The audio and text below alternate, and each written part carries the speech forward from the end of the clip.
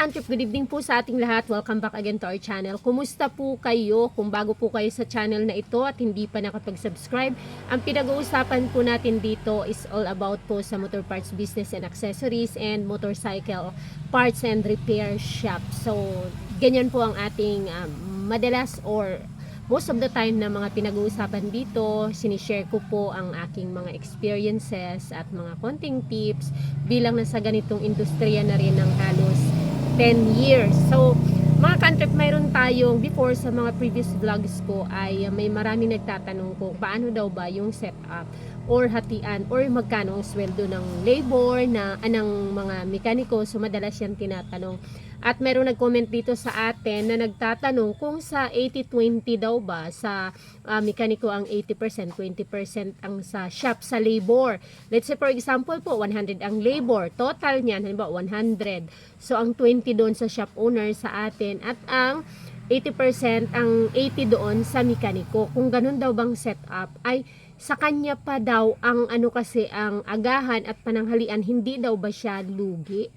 Okay, so mga ka-Antrip, kung kayo ay may, halimbawa dito sa amin kasi, ito kasi yung mga hindi naintindihan ng mga hindi shop owner na mga nagko-comment or ng mga mekaniko na akala nila, halimbawa may store kasi. Kapag kayo kasi ay nag-i-start na store pa lang, let's say for example, lalo na kung nagsisimula pa lang, maliit pa lang, yung ating pong permit ay talagang pang-store lang. Yang dito lang sa retail na store.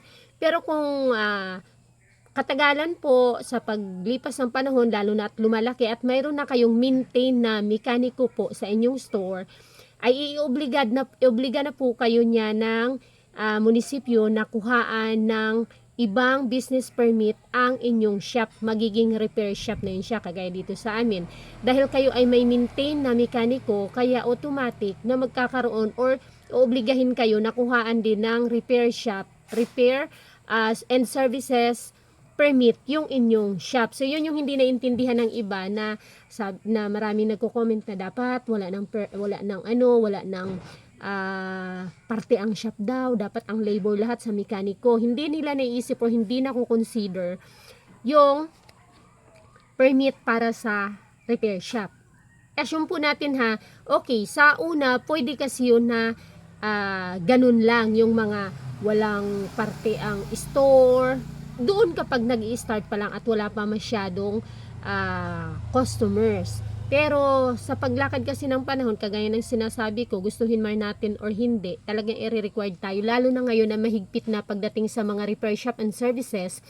Kahit nga yung mga gumagawa ng mga sidecar, top down, yung mga nag-aayos ng mga radyo, cellphone, TV, mga ganun, ay required na tayo na magpa-accredit sa DTI. So, kung kayo ay may repair shop sa inyong store, ay automatic na i-required tayo ng accreditation natin sa DTI. So, anong punto na pinag-uusapan natin? Balik tayo doon sa partehan.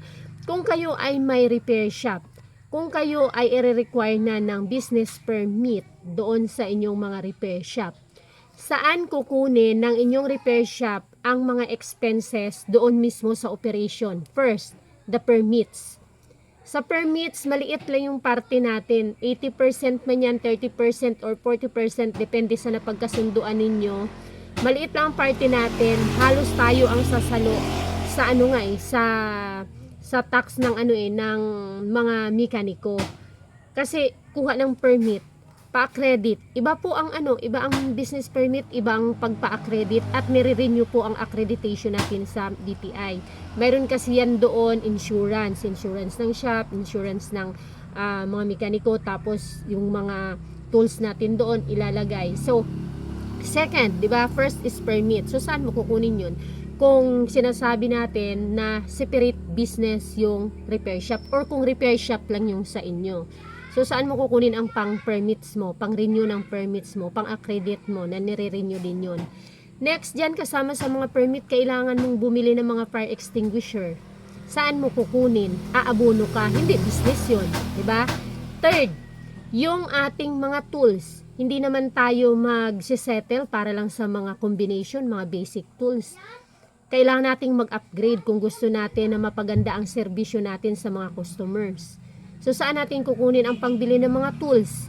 Ang mga tools, sabi natin matitibay yan pero nasisira, nawawala. 'Di ba? Nasisira, nawawala. Sabihin natin yung mga hose ng mga compressor nasusunog, napuputol. Yung mga tools palagi yang nawawalaan kasi yung mga hiram-hiram, mga nami-misplace, palagi yang nawawala. Yung mga pangpito. So, saan natin yun kukunin kung walang parte ang shop? Mabalik tayo doon sa kung hindi daw ba siya lugi sa 80-20 sa kanya ang agahan at pananghalian. Kagaya ng sinasabi natin, sir, maraming ika-cover up ang kita mo doon, ang iyong parte. Doon sa 20% na parte ng shop, kung 20% man, ikakargo niya yon ng shop mo. Ang permit, pang-accredit, dahil magkaiba po yun, tools, pag-upgrade ng tools or mga tools, replace ng mga tools mo, kuryente, tubig. Kailangan ng tubig kasi hindi naman pwedeng walang tubig yung shop, 'di ba? Palagi naghuhugas ng kamay, may mga nililinis, sabihin na natin hindi ang tubig, maliit lang naman 'yan. Pero yung sa permit kasi ang ano pa doon, yung mga fire extinguisher, yung mga required pa sa atin ng mga ng DTI or ng permit sa sa mga measures natin sa ating repair shop. So saan mo kukunin nun? Hindi pwede siyang aabunuhan natin sa labas kasi business nga siya. So dapat kaya niyang bayaran yung mga liabilities niya at may kita pa siya. Kaya niya yung expenses niya plus may kita. Kasi kung hindi niya kayang ma-cover up yung expenses tapos wala kang kita, hindi siya business, 'di ba? Kasi nga magiging separate siya sa ating store. Pero kung nagsisimula pa lang at kung wala pang permit yung inyong shop maliban sa store, ay okay lang 'yun. Na maliit lang yung na walang share ang shop owner kasi wala pa siyang liabilities. Pero maliban doon, paano yung sa mga tools nyo? Paano kayo mag-upgrade ng tools? Hindi pwede na naaabunuhan mo kasi nga business siya eh. So dapat 'di ba kumikita siya at dapat kaya niya yung mga expenses ng business na yun. Balik ulit tayo doon sa 80-20, hindi ka balugi. For me, sir, dahil nga yung 20% ay napakaliit lang nun na pang expenses lang talaga yun sa totoo lang doon sa ating operation ng ating shop. Kung sabihin natin na hindi lugi, depende po yun sa inyo kung ganun kayo ka generous. Pero parang abono siya or pwede mo rin siya i-consider nakasama na lang sa inyo. Pero kasi kapag kayo po ay obligado na ang inyong setup, halimbawa ay ang inyong usapan ng inyong mekaniko ay sagot ko na ang agahan, pananghalian, 80-20 tayo. So mayroon kang obligasyon na dapat mag-provide ka talaga ng ulam na hindi kagaya kasi sa atin ng mga shop owner kasi kahit ano lang 'di ba? Pwede tayong hindi mag-agahan, pwede tayong hindi mananghalian, pwede tayong mag-agahan lang, walang pananghalian, pwede wala tayong agahan, pananghalian lang. Pwede na sa atin yung kahit na anong ulam. Pero kung ikaw, yung sa mekaniko mo, sa mga tao mo at pinangakuan mo sila na dito ng agahan pananghalian, mapipressure ka doon sa ulam. So, kailangan mo mag-provide ng ulam para sa mga tao mo, para sa kanila. Kasi nga, ipinangako mo yun sa kanila na gano'n. So, kung ako sa inyo, sa ibang mga shop po kasi, kapag kasama ang lunch, usually lunch lang kasi yan, 70-30 lang yan. 70% sa mekaniko, 30% sa shop owner. Ngayon, kung isasama mo ang breakfast at saka ang pananghalian, pwede kayo mag-fall sa 60-40.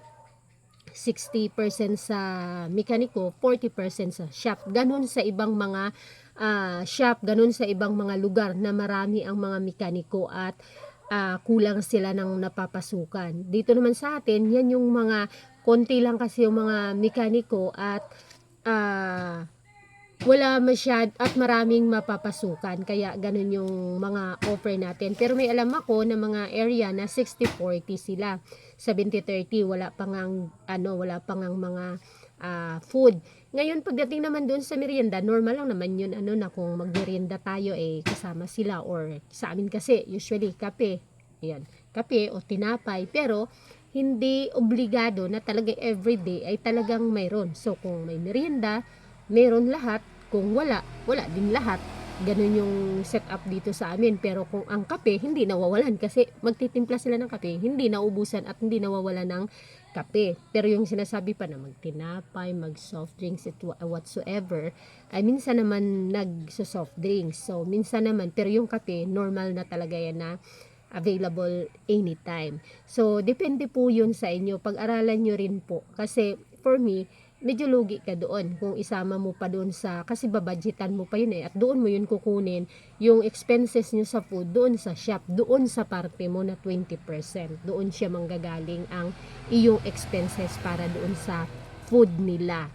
So isipin mo po kung hindi ka ba lugi. So kung for me kasi medyo talo ka doon kasi nga maliit lang yung iyong parte plus doon pa ika-cover up yung food ninyo.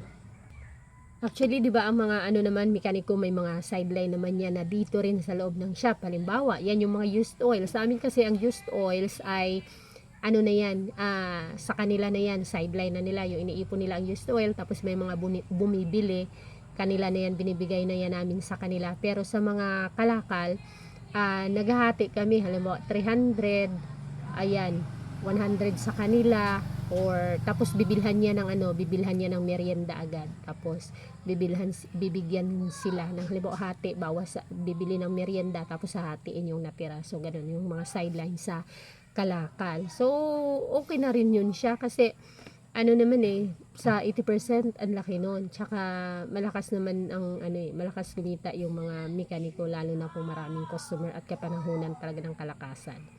So yun lang po, pwede mong pag-isipan, pwede mong pag-aralan kung okay sa inyo yun. Basta't isipin nyo po, doon yun manggagaling sa parte ninyo, ika-cover niya ang food ninyo.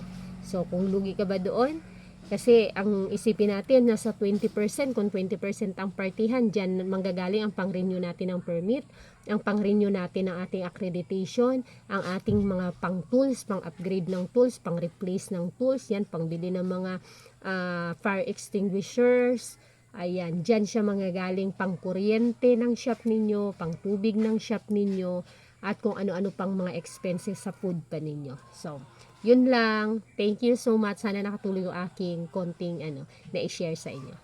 Bye!